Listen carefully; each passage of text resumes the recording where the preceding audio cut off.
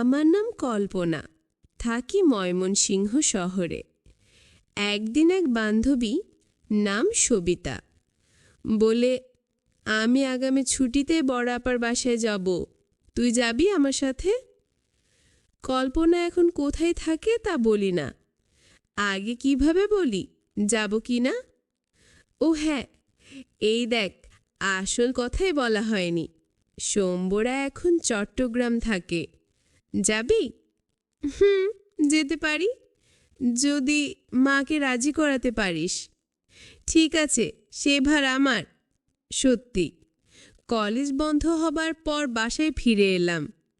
বিকেলে সবিতে এসে হাজির। মায়ের কাছে বসে অনেকক্ষণ ভূমিকা করে আসল কথা বল খালাম্মা। আমি পরশুদিন চট্টগ্রাম যাব, বড়াপার বাসায়।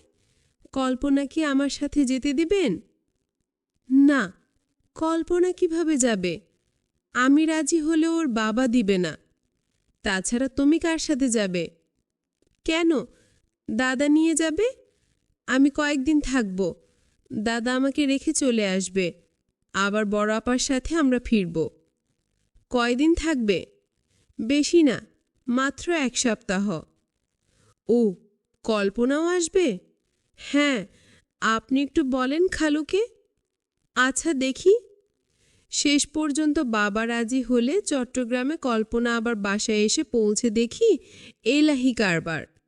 তার শ্বশুর শাশুড়ি সহ আরও প্রায় 5-6 জন মেহমান এসেছে। গতকাল খাওয়া দাওয়ার পর এখন চিন্তা সভা হবে। কোথায় থাকো বলো তো? পাশের বাসায় গেল। সে বাসায় ভদ্রলোক একা আছে, তার ফ্যামিলি গেছে ঢাকায়। হ্যাঁ, পজিটিভ খবর নিয়ে এসেছে। এই পাশের বাসায় থাকবো আমি আর সবিতা। আমাদের নিয়ে এসে পরিচয় করিয়ে দিয়ে গেলেন। আপা, এই যে ভাই, আমার বোন সবিতাকে তো চেনেন, আর এ হলো ওর বান্ধবী কল্পনা, আর এই সবিতা। কেমন আছো? কখন আসলে?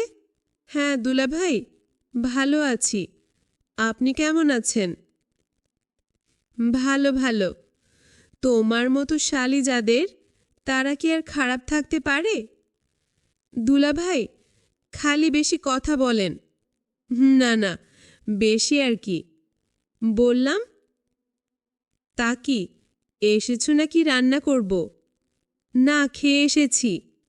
তবে শোন, সকালে কিন্তু নাস্তা বানিয়ে নিজেরা খাবে, আমাকে খাওয়াবে, তারপর যাবে। এবং যে কয়দিন থাকবে এই হিসাব চালু থাকবে, বুঝেছ? আচ্ছা ভাবি, আপনি যান, ওদিকে ব্যবস্থা করেন গিয়ে। আমি দেখছি এখানে, ওরা এই রুমে থাকবে, আমি দেখিয়ে দিচ্ছি।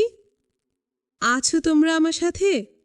পাশের রুমে নিয়ে গেলেন, বিছানা দেখিয়ে বললেন, সবিতা, তুমি তো চেঞ্জ আপ, তাহলে শুয়ে পড়ো, অনেক লম্বা জার্নি করে এসেছো।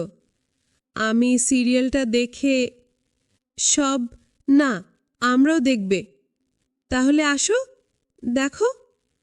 টিভি দেখছিলাম আর বিভিন্ন গল্প করছি, বলেই ফেললাম। বা দুলাভাই, আপনি এত সুন্দর করে কথা বলেন। সবিতা আগে আপনার কথা কিছু বলেনি নাকি? কথা বলাই তো এমনি আর কি। আচ্ছা, তোমরা চা খাবে? লম্বা জার্নি করেছ, ভালো লাগবে। কে বানাবে? আপনি বানাবেন? মাথা খারাপ? 2-2টা শালি ঘরে থাকতে কোনো বোকা চা বানিয়ে খায় বলো? সবিতা বলল, না দুলাভাই, আমি বানিয়েছি, আপনি বসেন। আমি সবিতার সাথে রান্নাঘরে গেলাম, চায়ের কাপ এনে দুলাভাইয়ের হাতে দিলাম। উনি খুব খুশি হলেন। কি ব্যাপার, তোমাদেরটা না? এখন চা খেলে ঘুম হবে না, আপনার জন্যই বানালাম। দেখি কান, তোমরা খাবে না জানলে আমি বাদ দিতাম। চা শেষ হবার সাথে সাথে সিরিয়াল শেষ। দুলাভাই, এখন শোনা যায়? হ্যাঁ চলো, মশারিটা নিয়ে নাও, রাতে ভয় পেলে আমাকে ডাকবে। আচ্ছা দুলাভাই। সবিতার মশারি টানানো হলে আমি ভিতরে ঢুকে জিজ্ঞেস করলাম, এ দুলাভাইয়ের কি বাচ্চা আছে? এক মেয়ে। কেন, আফসোস হচ্ছে? চুপ করবি না, আপনাকে ডাকবো। শুয়ে শুয়ে ভাবছিলাম, দুলাভাই বেশ আলাপি লোক, চেনা নেই জানা নেই, এটুকু সময়ের মধ্যে কেমন আপন করে নিয়েছে। দেখতে সুন্দর অনেক। এবার সারা কি লাকি, যদিও তাকে দেখি নাই, তবু মনে হলো একটু হিংসা হচ্ছে। এমন পুরুষ মানুষ কয়েকজন নারীর ভাগ্যে জোটে। অথচ আপা যখন নিয়ে আসছিল, ভাবছিলাম কোথায় না কোথায় নিয়ে যাচ্ছে। কি রে কল্পনা, ঘুমাচ্ছিস? সোনা, না রে, ঘুম আসছে না। কি করব? ও বুঝেছি, দুলাভাইয়ের কথা ভাবছিস। ধর, কি যে বলিস না তুই। বারে, খারাপ বললাম কি? শুনি তোর যেমন পছন্দ, দুলাভাই একেবারে হুবহু তাই। যদি তার বউয়ের না থাকতো, তাহলে আমি প্রস্তাব দিতাম। আচ্ছা, রাত কত হয়েছে দেখেছিস? এখন ঘুমাবার চেষ্টা কর। পরের রাতে আবার এলাম, দেখি দুলাভাই টিভি দেখছে। সাইড টেবিলে চায়ের খালি কাপ। কি দুলাভাই, কি দেখছেন? আরে আসো আসো, বসো, বলো কি খেদমত করতে পারি? না, আপনাকে খেদমত করতে হবে না। আপনার জন্য কি করব তাই বলেন। যা দরকার তা তোমরা পারবে না। কেন পারবে না, বলেই দেখেন পারি কি না। চা বানাবো? তোমরা খাবে না? তাহলে থাকবে কেন? এখনই আনছি। দেখ, যদি পারো ভালোই হয়। সেই সন্ধ্যে থেকে ভীষণ মাথা ধরেছে।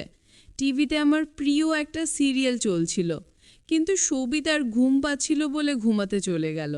আমি কি করি ভেবে রয়ে গেলাম। দেখি যাই। যাকে দুলাভাই বললেন, একটু কড়া করে বলেন চাটা ভালো হয়েছে। দেখি যদি মাথা ছাড়ে। এ কি দুলাভাই, আপনার চোখ এমন লাল হয়ে আছে, কপালের পাশে রগ ফুলে গেছে কেন? ওই যে বলছি না, মাথা ব্যথা। এটা আমাকে খুব কষ্ট দেয়। মালিশ করে দেব? না থাক, তুমি বেড়াতে এসেছো, আবার কি মনে করবে? কি যে বলেন দুলাভাই, কি মনে করব? আপনার কষ্ট হচ্ছে তো। আর তাছাড়া মাথা ব্যথা কমাতে মালিশের কোনো বিকল্প নেই দুলাভাই। আমি মালিশ করে দেই আপনার কপালটা, তাহলে ব্যথা কমে যাবে। না, তুমি পারবে না। এই জন্যে আমার স্ত্রী আমাকে ছেড়ে সাধারণত কোথাও যায় না। এই যন্ত্রণাটা খুব খারাপ। আমি এতক্ষণ শুয়ে পড়তাম, তোমাদের জন্য বসে রয়েছি। আজ সবই ঠিক আছে। এখন আপনি কোনো কথা না বলে চলেন, বিছানায় শুয়ে পড়েন, আমি আপনার মালিশ করে দেই। আমি ভালো মালিশ করতে পারি। মায়ের মাথায় ব্যথা আছে তো, তাই সব সময় মালিশ করতে হয়। কিন্তু সবিতা দেখলে কি বলবে? আরে অসুখ হলে সবাই মানুষকে সেবা করতে পারে, এই নিয়ে আপনাকে ভাবতে হবে না দুলাভাই। আরে ও ঘুমিয়ে পড়েছ? আপনি জানেন না ওর ঘুম মরার মতো। আর জানলেই বা কি আসে যায়? অসুস্থ মানুষের সেবা করতে হবে না? ও, তাহলে চলুন দুলাভাই। উঠে তার শোবান ঘরে গেলাম। সবিতাকে এক নজর দেখে দুলাভাইয়ের পিছনে গেলাম। আপনারা বিশ্বাস করেন, আমার অন্য কোনো উদ্দেশ্য ছিল না। লাইট জ্বালাতে চেষ্টা করলো, কিন্তু লাইট কিছুতেই চলল না। এটা একটা আবার গেল, তাতেই জন্যে আমার টিউবলাইট একেবারে পছন্দ না। শেষ পর্যন্ত ডিম লাইট জ্বালাতে হলো। দুলাভাইকে আমি তার মাথায় মালিশ করে দিচ্ছিলাম। দুলাভাই বলল, তুমি তো দেখি একেবারে ডাক্তারের মতো মালিশ করতে পারো। কি যে বলেন দুলাভাই, আমার মায়ের মাথায় প্রতিদিন মালিশ করি তো, তাই অভ্যাস হয়ে গেছে। দুলাভাই বলল, তাই তো বলি, এত ভালো করে মালিশ করা কোথা থেকে শিখলেন? দুলাভাই, আপনাকে একটা কথা বলি, আপনি যদি বিয়ে না করতেন, তাহলে আমি আপনাকে বিয়ে করে নিতাম। আপনাকে বিয়ের প্রস্তাব দিতাম আমি। আমি তাকে জিজ্ঞেস করলাম, কেন? দুনিয়ায় এত মানুষ থাকতে আমার প্রতি নজর পড়ল কেন? দুলাভাই, আপনার মতো মানুষ আমি কোনোদিন দেখিনি। আপনি যেমন সুন্দর তেমন আপনার কথাবার্তা। আপনি যাকে বিয়ে করেছেন সে তো ভাগ্যবতী। আরে তুমি যা মনে করছো তা না। তুমি হয়তো ভাবছো আমি বিয়ে করে অনেক ভালোই আছি, কিন্তু আমার মনের অবস্থা তুমি জানো না। আমি আসলেই সংসার নিয়ে ভালো নেই। তোমার ভাবির আচার আচরণ তেমন একটা ভালো না। তোমার ভাবি আমায় তেমন পছন্দ করে না। আমি বললাম, দুলাভাই আপনি কি বলেন? আপনার মতো একটা সুদর্শন মানুষকে ভাবি পছন্দ করে না? এটা কি করে হয়? আমার এই কথাটা বিশ্বাস হচ্ছে না দুলাভাই। তুমি যদি বিশ্বাস না করো তাহলে আমার করার কিছু নাই। আমি সত্যি বলছি, আমি আসলে তোমার ভাবিকে নিয়ে ভালো নেই। আচ্ছা দুলাভাই, আজ ঘুমান, আমি আমার রুমে গিয়ে ঘুমাই। ঠিক আছে, কাল কথা হবে। আর আমি তো আছি, সবিতা যতদিন আছে আমি তাকে ডাক দিলাম আর বললাম, শোন, তুমি যে আমার মাথা ব্যথা দূর করেছো তাই তোমাকে অসংখ্য ধন্যবাদ। আরে দুলাভাই, আপনি আমাকে ধন্যবাদ দিয়ে ছোট করবেন না, কারণ আমি তো রোগী মানুষের সেবা করেছি। সমস্যা নেই, কাল আবার কথা হবে। তাহলে আমি এখন যাই? আচ্ছা ঠিক আছে, যাও। পরের দিন রাতে আমি আমার স্বামীকে বললাম আজ আমার সাথে দেখা করাতে। আমি বললাম, ঠিক আছে দুলাভাই, আপনি রুমে যান, আমি আসব। আমি আমার রুমে গেলাম। আজ আমার মাথার ব্যথা তেমন নাই। তারপরও আমি ভাবলাম কল্পনাকে দিয়ে, আমি কল্পনা মানে আমার শালির জন্য অপেক্ষা করতে লাগলাম। কিন্তু কল্পনা আজ কিছুতেই আসছে না। আমি ভাবতে লাগলাম কিভাবে কি করা যায়। কল্পনা কি আমার কথায় রাজি হবে নাকি অন্য কাউকে বলে দেবে? কারণ আমার খুব ভয় হচ্ছে যদি আমার স্ত্রী কিছু জানে তাহলে আমার 1-2টা যাবে। আর তাই যা করতে হবে খুব ভেবেচিন্তে করতে হবে। আমি কল্পনাকে আস্তে করে ডাক দিলাম, কল্পনা এদিকে এসো, তোমার সাথে জরুরি কথা ছিল।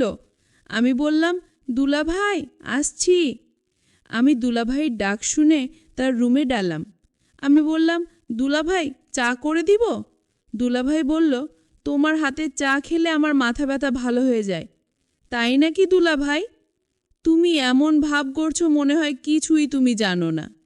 দুলাভাই আমি সব জানি, এমনি আপনার সাথে মশকরা করছিলাম। আরে তুমি আমার সাথে মশকরা করো, কিন্তু আমার মনের ভেতর তখন শান্তি নাই। দুলাভাই আপনি চাইলে আপনি মনে শান্তি পেতে পারেন। আমি বললাম, কিভাবে পাব? তোমার ভাবি যে অহংকারী মানুষ, তার কাছ থেকে ভালো কিছু পাওয়া সম্ভব না।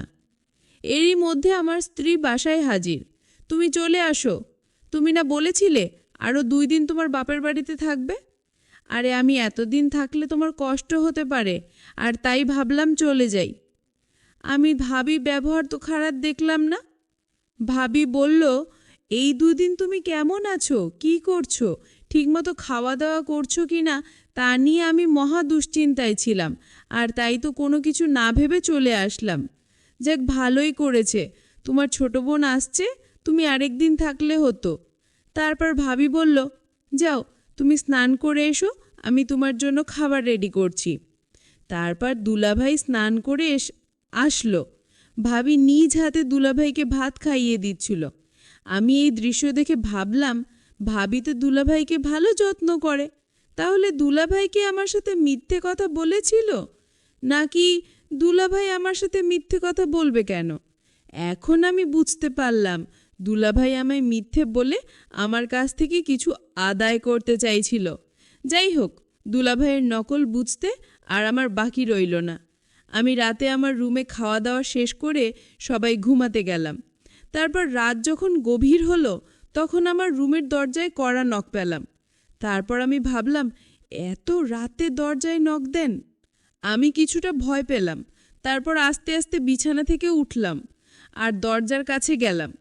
তারপর মনের সাহস নিয়ে রুমের দরজাটা খুলে দিল মা।